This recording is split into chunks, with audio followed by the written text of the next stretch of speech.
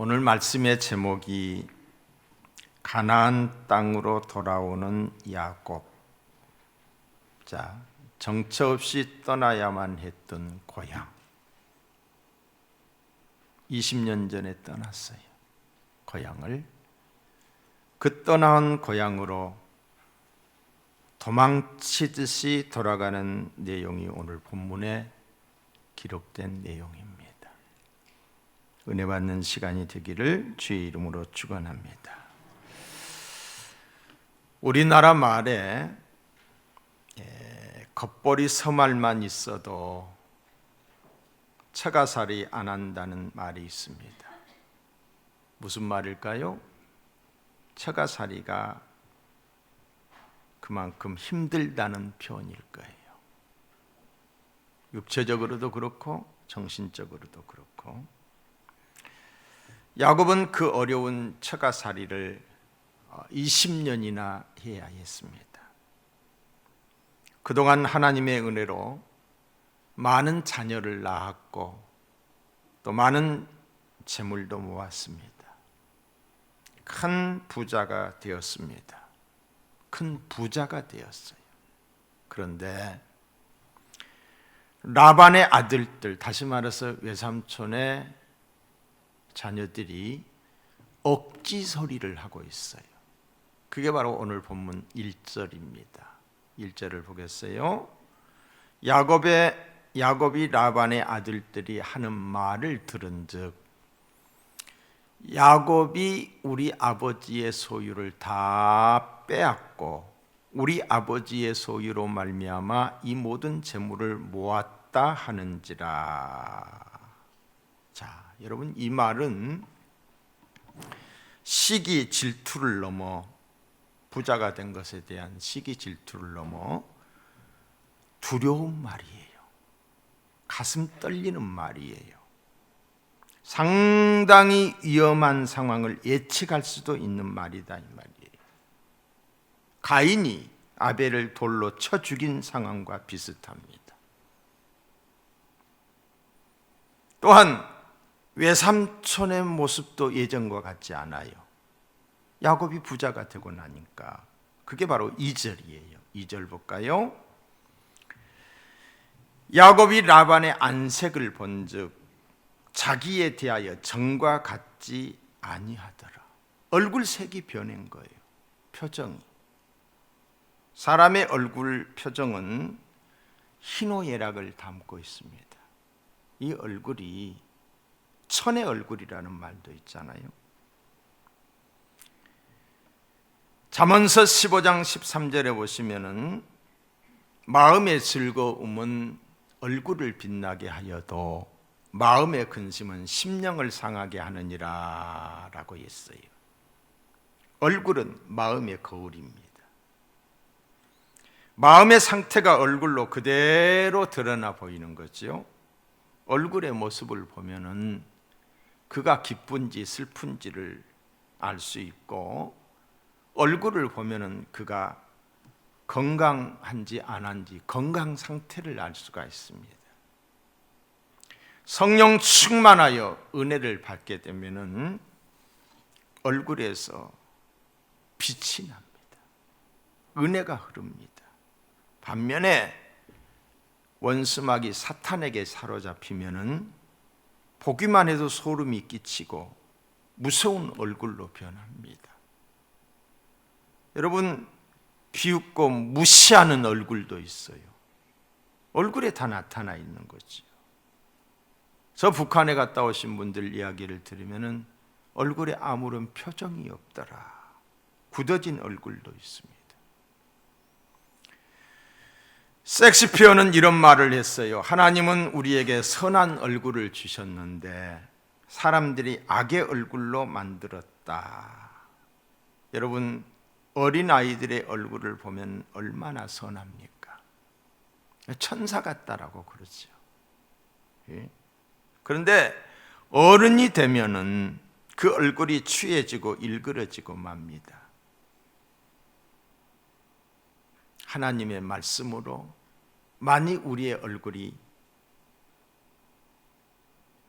좋게 되는 줄로 믿습니다. 마음에 있는 것이 말로 나오게 돼 있어요.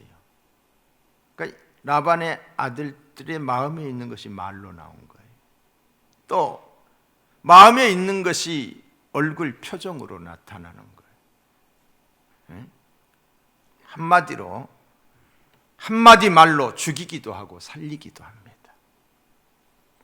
이 표정 때문에 기쁘기도 하고 슬피기도 합니다. 사랑하는 성도 여러분, 거짓 없는 복된 말을 하시고 건강미가 넘치는 행복을 주는 아름다운 얼굴로 살 수 있기를 주님의 이름으로 축복합니다. 야곱이 부자가 된 것은 성실하게 일해서 모은 재산이었어요.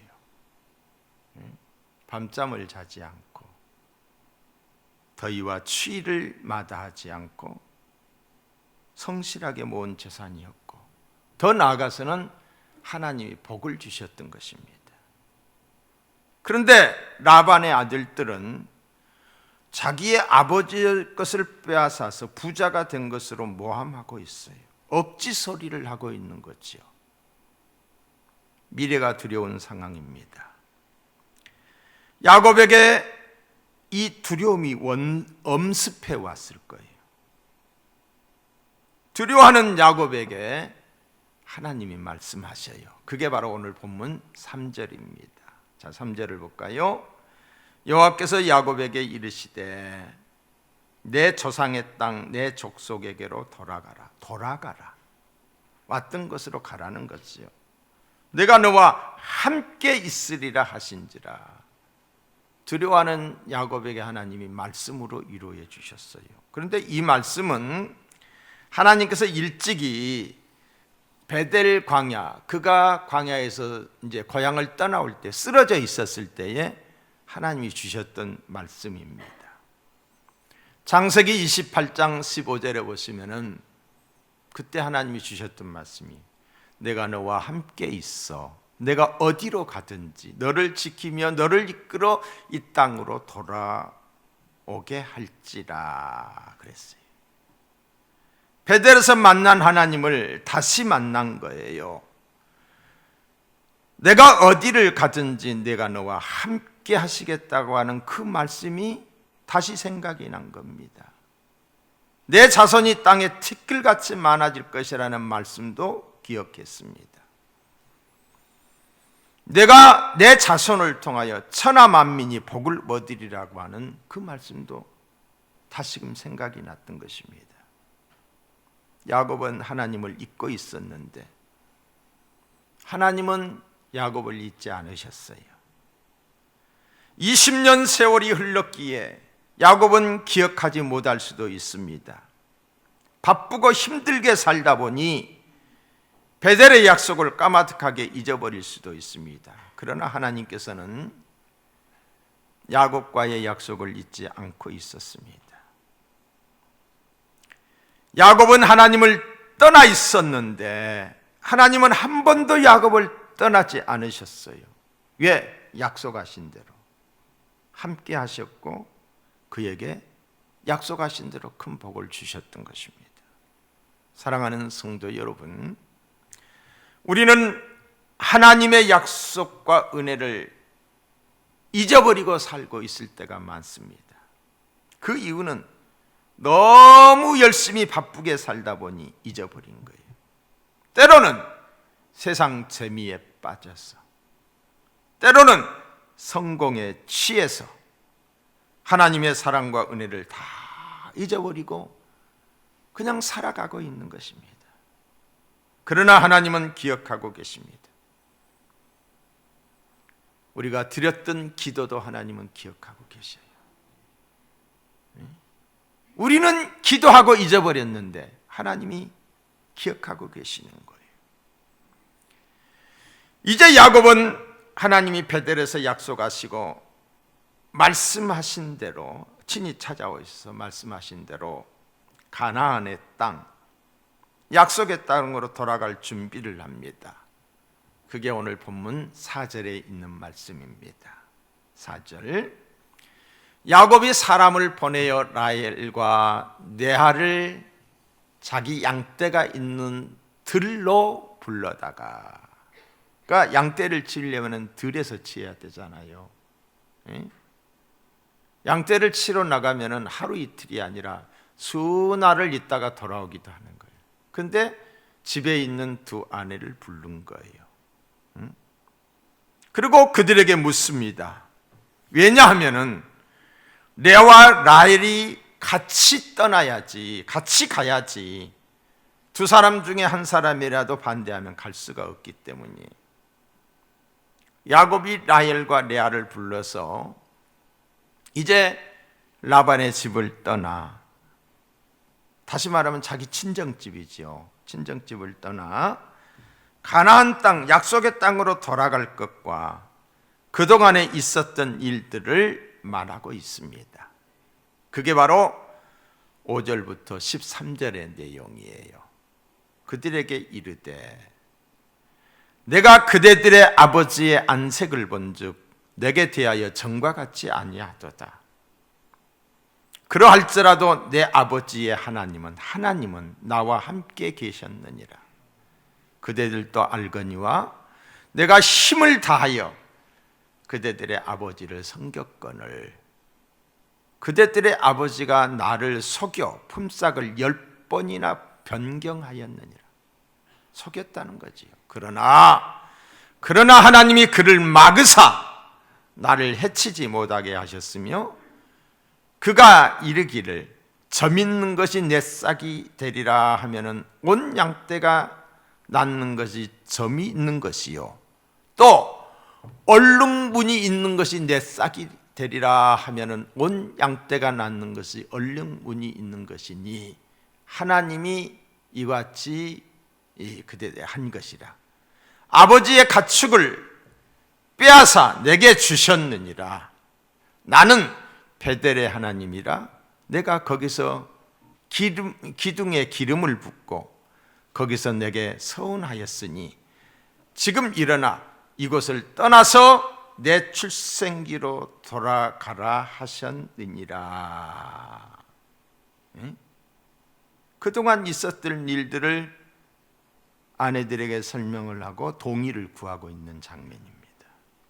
놀랍게도 레아와 라헬은 남편의 말에 전적으로 동의합니다. 참으로 놀라운 사실은 지금까지 이들은 시기하고 질투하는 경쟁자로 늘 다툼이 끊이지 않았는데 마음이 하나가 됐다는 거지요. 자, 14절과 16절을 보겠어요. 라헬과 레아가 그에게 대답하여 이르되 우리가 우리 아버지 집에서 무슨 분깃이나 유산이 있으리요? 아버지가 우리를 팔고 우리의 돈을 다 먹어버렸으니 아버지가 우리를 외국인처럼 여기는 것이 아닌가? 하나님이 우리 아버지에게서 취하여 가신 재물은 우리와 우리 자식의 것이니 이제 하나님이 당신에게 이르신 일을 다 준행하라. 항상 시기 질투하며 싸우던 라헬과 레아가 의견의 일치를 보았어요. 우리가 믿음으로 살기로 결단하면은 하나님께서 우리의 어려운 문제들을 해결해 주시는 거예요. 이게 원리입니다. 복잡한 인간관계를 회복시켜 주세요. 그러므로 문제가 크고 복잡할수록 어려운 일이 있을수록 하나님께로 돌아가야 돼요. 하나님께 나와서 하나님께 아뢰어야 돼요. 그러면 하나님이 복되게 하여 주시는 줄로 믿습니다. 야곱은 하란에서 떠날 때에 그의 모든 가족과 소유를 이끌고 나왔다라고 그랬어요. 자, 17절과 18절을 보겠어요. 야곱이 일어나 자식들과 아내들을 낙타들에게 태우고 그 모은 바 모든 가축과 모든 소유물 곧 그가 바담 아람에서 모은 가축을 이끌고 가나안 땅에 있는 그의 아버지 이삭에게로 가려 할세. 이삭에게로 가려 할세. 자, 이때 요셉의 나이가 6살이었어요. 그리고 큰아들 루벤 나이가 13살 정도였으니까 나머지 그 중간에 있는 이 몇 명의 9명의 아들이 다 고만고만한 거예요. 어린 아이들이지요. 이들을 데리고 이제 고향을 떠난다는 게 쉽지 않은 일입니다.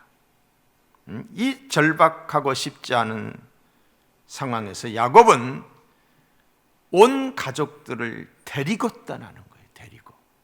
혼자만이 아니다 이 말이에요. 야곱이 가족을 이끌고 나간 것은 당연한 일이지요. 그들은 모두가 다 하나님의 백성으로 하나님을 섬겨야 했습니다. 이것은 오늘 우리가 본받아야 할 점이지요. 오늘 저와 여러분도 우리의 모든 가족이 예수 그리스도를 나의 구주로 믿고 구원받도록 힘써야 할 것입니다. 하나님께서는 우리 자신만이 아니라 가족까지도 구원해 주시기로 약속하셨기 때문에 주 예수를 믿으라. 그리하면 너와 내 집이 구원을 얻으리라. 여러분, 요즘 탈북자들 보고 또 난민들도 보게 되는데 혼자 떠나기보다 가족끼리 떠나요. 가족. 얼마 전에 유튜브에서 보니까 탈북하신 남자가 있는데 자기 아내가 장애인이야. 걸음을 못 걸어. 그러니까 업고서 탈북을 했더라고요. 업고서. 응? 하물며 예수 믿고 구원받는 일에 어떻게 우리 가족을 죄예시킬 수가 있겠습니까? 가족 구원을 위해 일구월심 기도하시고 안타까워하시고 때로는 강권할 수 있기를 주님의 이름으로 축복합니다. 야곱은 하란에서 떠날 때를 위해 미리 준비했습니다. 아내들을 불러서 상의를 했고요. 그리고 라반이 양털을 깎으러 간 그 틈을 타서 가족과 소유를 이끌고 몰래 떠났어요. 자, 그게 바로 19절과 20절이에요.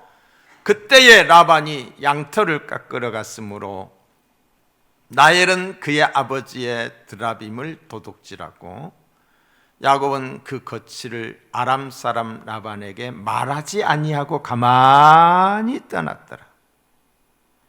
양치는 사람들에게 털 깎는 일은 농사하는 사람들이 추수하는 것과 같은 일입니다.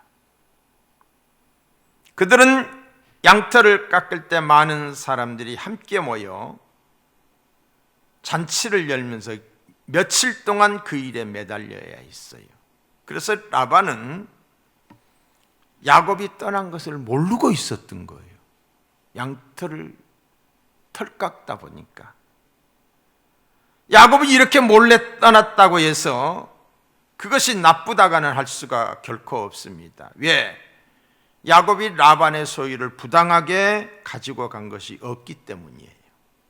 또 하나는 야곱이 라반에게 떠날 것을 미리 말했더라면 라반이 야곱을 좋게 보내주었을까? 그러지 않았을 것이라는 거예요. 그렇기 때문에 몰래 떠났던 거예요. 이것은 오늘 우리에게도 마찬가지입니다. 우리가 하나님을 모르고 세상 것에 빠져 살다가 하나님께로 돌아오는 순간, 다시 말해서 예수를 믿고 돌아온다는 것은 그렇게 간단한 문제가 결코 아닙니다. 나반이 화를 냈듯이 내 주위에 있는 사람들이 화를 많이 내요. 라반이 죽여가며 쫓아왔듯이 세상이 가만히 있지 않습니다. 예수를 믿으려고 할 때에 이것저것 다 생각하고 예의 차리고 의리 지키고 하자는 대로 다 하다가는 예수 믿기 쉽지 않습니다. 주일마다 친구를 만나야 하고 또 주일에 결혼식 여러 가지 행사도 참석해야 되는데 어떻게 예배를 제대로 참석할 수가 있겠습니까? 믿음 생활을 제대로 할 수 없습니다. 직장에서도 주일이면 친목 행사니 단합대회를 한다고 나오라고 하는데 어떻게 하겠습니까? 심지어는 가족들이 핍박을 해요. 가족들이 하나님께로 돌아오는 자들을 향하여 그 모든 것을 뿌리치고 하나님께로 돌아가려면 야곱처럼 하는 수밖에 없다는 거죠. 신앙생활을 제대로 하려면 때로는 핍박을 각오해야 돼요. 욕을 먹을 수도 있어요. 그렇게 해야만 죄에서 떠난 삶을 살 수가 있어요. 그렇게 해야만 구별된 삶을 살 수가 있습니다. 그렇게 해야만 하나님의 영광과 능력과 축복을 체험할 수가 있는 거예요. 어정쩡하게 믿는 것도 아니고 안 믿는 것도 아니고 그냥 한 발은 세상에 한 발은 교회에 이것도 저것도 아니고 그냥 세상이 좋아하는 대로 친구들이 원하는 대로 시간 되면 교회 오고 그렇지 않으면 안 하고 이렇게 해서는 10년을 다녀도 살아계신 하나님을 경험할 수 없다는 것이지요. 야곱이 라반에게 허락을 받지 않고 떠난 것은 결론적으로 잘한 것입니다. 지금까지 야곱의 삶의 모든 결정을 누가 했느냐? 라반이 했어요. 야곱의 인생의 주인이 라반이었어요. 라반의 의도대로 살아왔어요. 야곱은 사랑하는 라헬과 결혼을 하고 싶었어요. 그러나 야곱의 뜻대로 된 것이 아니라 라반의 뜻대로 됐어요.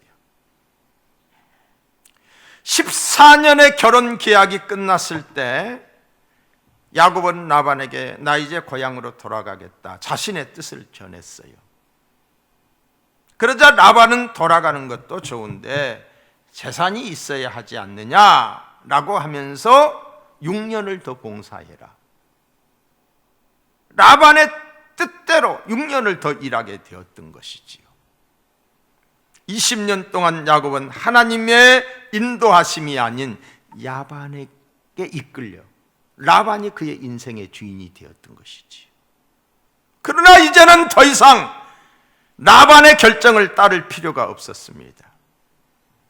야곱의 주인님이 하나님이 되셨기 때문에 내 인생의 주인이 하나님을 깨닫기 때문에 베델에서 만났던 진짜 내 인생의 주인 되시는 하나님을 다시 만났기 때문에 사랑하는 성도 여러분, 우리가 왜 예수님을 주님이라고 그럽니까? 이 말은 당신 나의 주인이다 이 말이에요. 주인의 뜻대로 살아야 되는 거. 그렇습니다. 우리 모두는 주인을 모시고 살고 있습니다. 어떤 일을 결정하게 되는 주요 원인이 무엇인가를 보면은 그 사람의 주인이 누구인지를 알게 돼요. 어떤 사람은 돈에 의해 모든 것을 결정합니다. 돈이 기준이에요. 그렇다면 그 사람의 주인은 돈이 주인일 거예요. 돈의 노예가 되어 있는 거지요. 그래서 예수님이 이런 말씀을 하셨어요. 요한복음 6장 24절에 보시면은 한 사람이 두 주인을 섬기지 못할 것이니 혹 이를 미워하고 저를 사랑하거나 혹 이를 중히 여기고 저를 경히 여김이라. 너희가 하나님과 재물을 겸하여 섬기지 못할니라 그랬어요. 두 주인, 하나는 하나님이 될 수도 있고 하나는 돈이 될 수도 있다는 거예요. 근데 사람들이 돈을 주인처럼 생각하고 산다는 거지요. 돈을. 어떤 사람은 명예가 주인이 될 수도 있고 권세가 주인이 될 수도 있습니다. 그러나 이런 것들은 인생의 진짜 주인이 아닙니다. 우리에게 대단한 것을 약속하는 것 같지만 사실은 거짓말이에요. 다 지내놓고 보면 허무한 것들이에요. 인생의 주인은 하나님이십니다. 마귀가 40일 금식을 하신 예수님을 시험을 했어요. 천하만국의 영광을 보여주면서 내게 절하면 다 주겠다고 했어요. 천하만국의 진짜 주인을 마귀가 아니라 하나님이었습니다. 그래서 예수님께서 이렇게 말씀하셨어요. 주 너희 하나님을 경배하고 다만 그를 섬기라고. 내가 섬겨야 할 진짜 주인은 하나님이시라는 것입니다. 하나님은 우리를 만드신 분이시기에 주인이시요, 예수님은 우리를 피로 값주고 사신 분이시기 때문에 주인이시요, 야곱은 더 이상 라반에게 허락받을 이유가 없었습니다. 진짜 주인 하나님을 만났기 때문이에요. 자, 23절을 보겠어요. 23절. 라반이 그의 형제를 거느리고 7일 길을 쫓아온 거예요. 길르앗산에서 그에게 이르렀더니, 라반은 추격대를 편성해서 야곱을 쫓아왔습니다. 그리고 7일 동안 추격한 끝에 결국 야곱을 따라잡았습니다. 라반은 왜 이렇게 야곱을 추격해 왔을까요? 야곱을 영원한 자기의 종으로 생각했기 때문이에요. 평생 부려먹을 작정이었어요. 그런데 야곱이 도망을 치자, 야곱이 떠나자 분노와 배신감을 느끼며 맹렬히 추격해 왔던 것입니다. 우리가 하나님을 모르다가, 하나님을 안 믿다가 하나님을 믿으려고 할 때도 이런 일들이, 동일한 현상이 나타나는 거예요. 여러 가지 방해와 위협이 닥쳐옵니다. 마치 애굽의 바로 왕이 이스라엘 백성들을 내보내려고 하지 않았듯이 라반 역시 야곱을 그냥 내보려고 하지 않았다는 거지요. 애굽의 바로 왕이 이 핑계 저 핑계 대며 보내지 않았어요. 때로는 타협안을 제시하기도 했어요. 그러나 이스라엘은 애굽에서 하나님의 은혜로 영광스럽게 출애굽을 할 수 있었던 거예요. 그런데도 그들을 포기하지 않아요. 바로가. 마귀가 이렇다는 거예요. 기병대를 거느리고 맹렬하게 추격해 왔습니다. 사탄은 세상 모든 것을 동원해서 대적하며 위협합니다. 우리로 하여금 예수를 믿지 못하게 하기 위해서. 이것은 당연한 일로 주님께서 일찍이 말씀해 주셨어요. 요한복음 15장에 보시면은 세상이 너희를 미워하면 너희보다 먼저 나를 미워한 줄을 알라. 너희가 세상에 속하였으면 세상이 자기의 것을 사랑할 것이나 너희는 세상에 속한 자가 아니요 도리어 내가 너희를 세상에서 택하였기 때문에 세상이 너희를 미워하느니라. 하나님이 우리를 택했기 때문에 세상이 택한 하나님의 백성을 놔주지 않으려고 하다 보니까 핍박이 생기는 거예요. 오늘 우리가 적당히 타협하면 이런 위협을 당하지 않아도 됩니다. 그러나 믿음으로 살아보겠다라고 결단하면 그 순간부터 어려움이 생깁니다. 때로는 감당하기 힘든 일들이 다가옵니다. 그러나 여러분 두려워하지 마십시오. 전능하신 하나님께서 우리를 도와주시며 보호해 주십니다.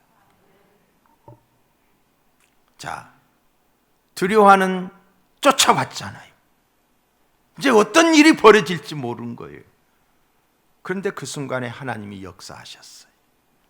자, 그게 바로 오늘 24절에 있는 말씀이에요. 밤에 하나님이 아람 사람 라반에게 현몽하여 이르시되 너는 삼가 야곱에게 선악간에 말하지 말라. 너는 삼가해라. 아무 말도 하지 말아라. 선악간에. 응? 여러분, 하나님은 야곱이 부족한 점이 많아요. 잘못이 있음에도 야곱이 위기에 처했을 때 하나님이 개입하셔요. 야곱이 완벽해서가 아니에요. 여전히 다듬어져야 될 부분이 많아요. 이는 부모는 자녀가 잘못했을 때 잘했든 잘못했든 그것과 상관이 없이 어떤 위기 상황에 부딪히면 자녀의 일에 부모가 개입합니다. 그렇죠? 하나님도 우리들이 위기에 부딪혔을 때에, 어떤 어려움이 있게 될 때에 잘잘못을 떠나서 우리를 도와주시기를 원하셔요. 이게 하나님이셔요. 놀라운 것은 하나님이 라반에게 말씀하셨다는 거예요. 라반에게 경고했다는 거예요. 너 야곱에게 선악간에 아무 말도 하지 말아라. 응? 다시 말해서 야곱의 잘잘못을 따지지 말라는 거예요. 야곱에게 뭐라고 하지 말라는 거예요. 사랑하는 성도 여러분, 이 코로나 상황에서 온 세상이 교회를 혐오단체로 생각해요. 교회 다니는 사람들까지도 그렇게 그 프레임에 걸려든 거예요. 그래서 교회 오면은, 다른 데는 다 다니면서도 교회 오면은 코로나 걸릴 줄 알고 안 와요. 성질날 일이지. 혐오를 넘어서 적대시하는 사람들도 많이 있어요. 저는 확신합니다. 전능하신 하나님께서 한국 교회를 붙들어 주실 것이라고, 도리어 합력하여 또 다른 부흥을 주실 것이라고. 단 한 가지 전제가 있어요. 우리가 회개하고 돌이키면, 우리가 믿음으로 살지 못했음을, 교회가 적당히 세상 것과 타협했음을 회개하고 구별된 삶을 살지 못했음을 회개할 때에 하나님이 또 다른 부흥을 주실 줄로 믿습니다. 근거 없이 어떤 통계치도 아닌 것을 가지고 교회에게 프레임을 뒤집어 쓰이고 형평성에 어긋나게 하나님의 교회를 핍박하고 예배를 제재하는 단체나 정부는 하나님의 손에 의해 박살나고 말 줄로 믿습니다. 이거는 제 믿음이에요. 성경에 근거한 제 믿음이에요. 제가 선포합니다. 자, 여러분, 우리가 출애굽 과정을 한번 살펴볼까요? 지도자 모세를 통해서 하나님이 바로에게 말씀을 하고 있는 모습을 보게 됩니다.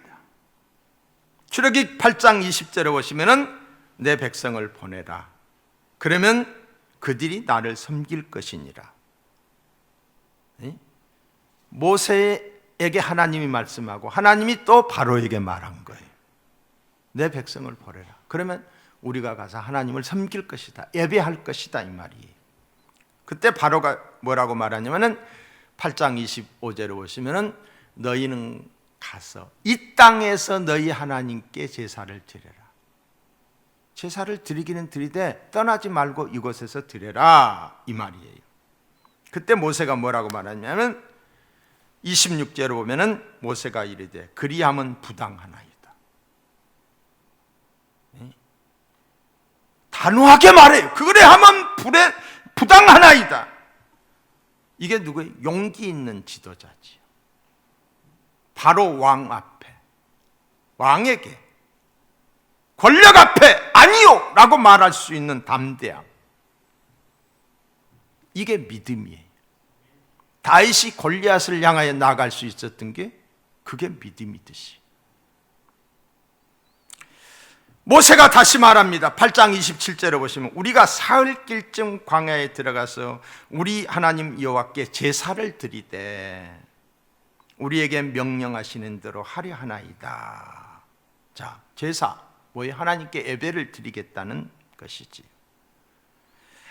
바로가 고집을 부리며 보내지 않습니다. 그러나 계속되는 재앙 때문에 바로가 조건을 제시해요. 메뚜기 재앙, 개구리 재앙, 물이 변화에 피가 되는 이런 재앙들이 계속해서 임하니까 바로가 조건을 제시합니다. 8장 28절에 보시면은 광야에서 제사를 드릴 것이냐 너무 멀리는 가지 말아라. 처음에는 뭐라고 그랬어요? 여기서 드려라 그랬는데 이제는 멀리는 가지 말아라 이렇게 말을 하는 거예요. 또 10장 11절에 보시면은 그렇게 하지 말고 장정만 가서 여호와를 섬겨라. 드리기는 드리되 가기는 가되 애들은 놔두고 가라 이 말이에요. 또 10장 24절에 보시면은 너희의 양과 소는 머물러 두고 너희 어린 것들은 너희와 함께 갈지니라. 소유는 놔두고 가라는 거예요. 제사를 드리지 말라는 것이 아닙니다. 드리기는 드리되 조건을 제시한 거예요. 많이 들어본 말이 아닌가요? 예배를 드리지 말라는 게 아니에요. 교회에서 드리지 말고 가정에서 드려라. 20명만 드려라. 10%만 드려라. 20%만 드려라. 한국교회의 현재 상황과 너무도 비슷한 모습을 보게 돼요. 여러분, 비대면 예배를 부정하는 것이 결코 아닙니다. 상황이 그렇게 되면 우리도 그렇게 해야 돼요. 20명 아니라 10명이라도 그렇게 해야 돼요. 왜? 상황이 그렇게 되면은 형평성 있게 적용이 되면은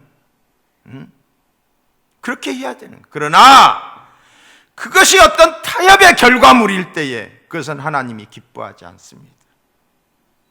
예배는 교회의 생명이며 예배는 기독교의 본질입니다. 본질을 지켜야 되는 거예요. 본질. 진리를 사수하기 위하여 싸울 때 교회는 더 강하게 되었고 하나가 되었던 거예요. 그러나 적당히 타협하게 되면 교회는 분열되고 죽습니다. 이거 역사의 교훈이에요. 모세가 바로에게 경고합니다. 8장 29절에 보면 이렇게 말해요. 이 백성을 보내어 여호와께 제사 드리는 일에 다시 거짓을 행하지 말게 하소서. 바로는 여러 번 보내겠다라고 말을 했지만 속으로는 딴 생각을 하고 있었던 거예요. 비대면으로 예배를 드리지 말라고 하지만은 다른 생각을 하고 있었던 거예요. 꼭 코로나 방역뿐만이 아니라 다른 생각을, 사탄 마귀의 교활함이에요. 교회를 죽이는 것과 민주주의를 죽이는 거예요. 자유민주주의를.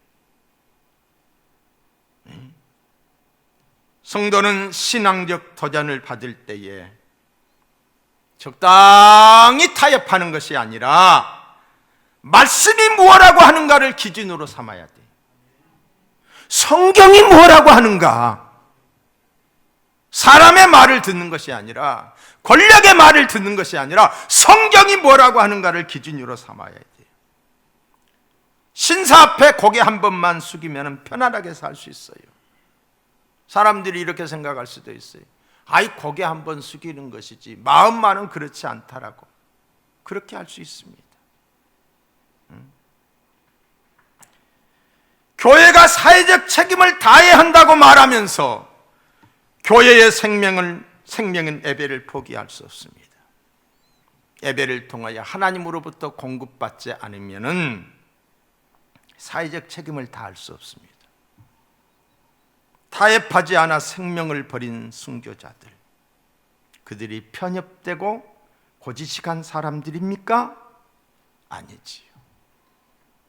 그들이 한국교회의 자존심이 되었어요.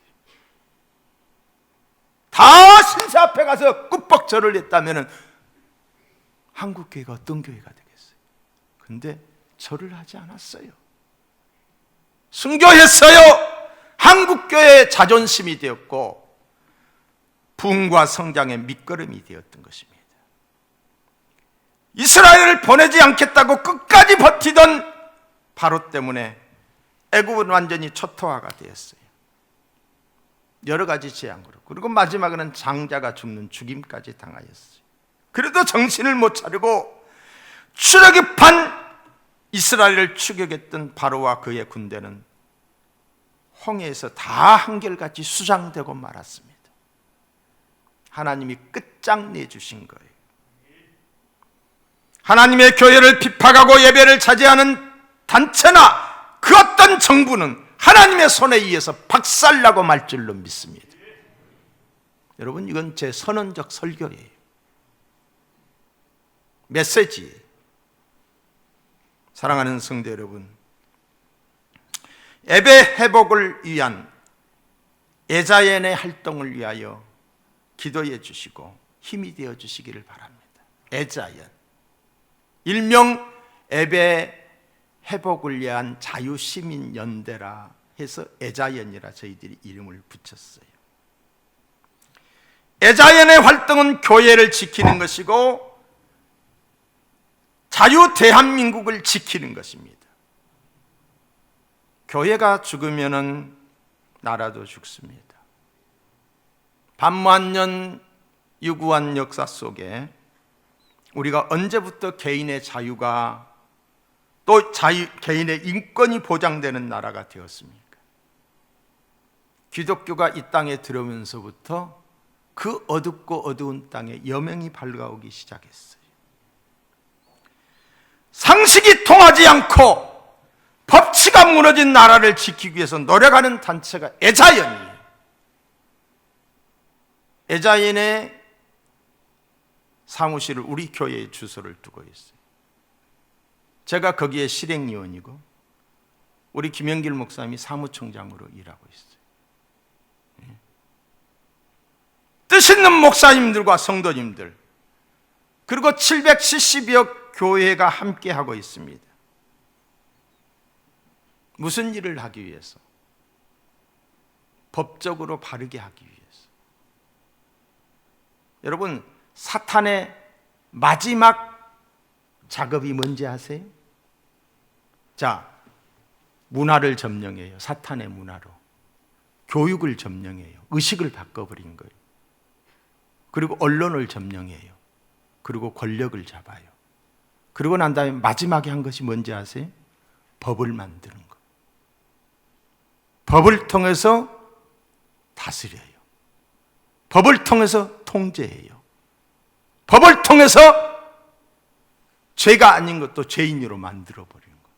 이게 무서운 거예요. 얼마나 무서운 건지 몰라요. 마지막 단계가 법제화예요. 법을 만들어서 교회를 억압하고 개인의 자유를 통제하는 거예요. 여러분, 공수처도 모자라서 중수처까지 만든다는 거, 이게 뭔지 여러분 알긴 하세요? 예자연은 잘못된 것과 악한 세력들에 대하여 법적 대응으로 투쟁하고 언론을 통하여 진실을 알리기 위한 시민단체입니다. 행정소송과 헌법소송을 통하여 힘들고 애롭게 싸우고 있습니다. 여러분의 담임 목사가 나도 가만히 하고 싶지 않아요. 그런데 불릴 듯 일어나는데 어때요? 희생하더라도, 희생의 제물이 되더라도 해야 될 일이에요. 이를 위해서 우리 성도님들이 기도해 주셔야 돼요. 우리 성도님들이 힘이 되어 주셔야 돼요. 여러분의 목자라고 생각한다면 함께 해 주시기를 주님의 이름으로 축복합니다.